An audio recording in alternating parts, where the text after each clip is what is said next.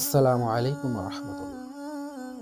সাইদ ইবনু আব্দুল আজিজ রাহিমাহুল্লাহ বলেছেন, যে ব্যক্তি ভালো কাজ করেছে তার পুরস্কারের আশা করা উচিত, আর যে মন্দ কাজ করেছে তার শাস্তি অপছন্দ করা উচিত না। তার শাস্তি অপছন্দ করা উচিত নয়। যে অন্যায়ভাবে সম্মানিত হতে চেয়েছে, ন্যায়সঙ্গতভাবে সে অপমানিত হবে। যে জুলুমের মাধ্যমে ধন সম্পদ অর্জন করেছে, জুলুম ছাড়াই আল্লাহ তাকে দরিদ্র করবেন।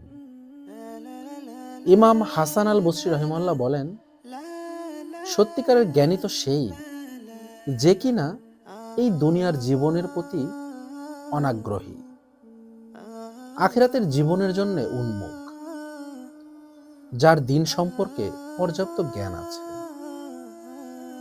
যে নিয়মিত তার রবের ইবাদত করে, মুসলিমদের সম্মান লঙ্ঘন করা থেকে বিরত থাকে এবং অন্যায়ভাবে মুসলিমদের সম্পদ কুক্ষিগত করে না, বরং আন্তরিকভাবে তাদেরকে দিনের উপদেশ দেয়।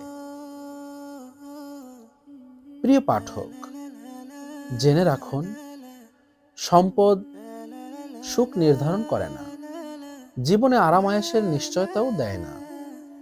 এমন অনেক ধনী লোক রয়েছে যাদের সম্পদ বৃদ্ধির সাথে সাথে কেবল দুঃখ কষ্টই উত্তরোত্তর বৃদ্ধি পেয়েছে। এদের মধ্যে খুব কম লোকই স্বস্তিতে আছে।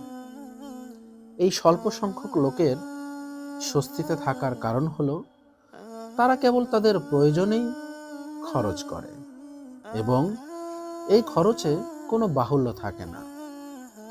এছাড়াও তারা অন্যের প্রতি মুখাপেক্ষী হয়ে থাকতে চায় না বলেই নিজ সম্পদ ব্যয় করে।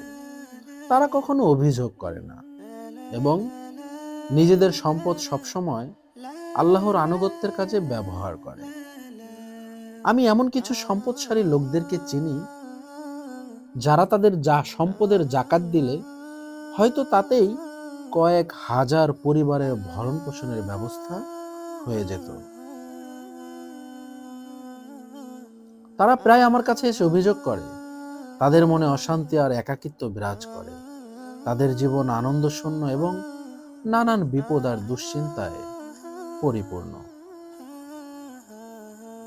আবার আমি এমন লোককেও চিনি যার কাজ শুধু মসজিদে আজান দেওয়া। ওই ব্যক্তি ধনী নয় এবং সে থাকে মসজিদের মালিকানাধীন একটি ঘরে। তার অনেকগুলো সন্তান আছে যাদের খরচ তাকে চালাতে হয়, তবুও সেই লোক সন্তুষ্ট এবং আল্লাহর অনুগত।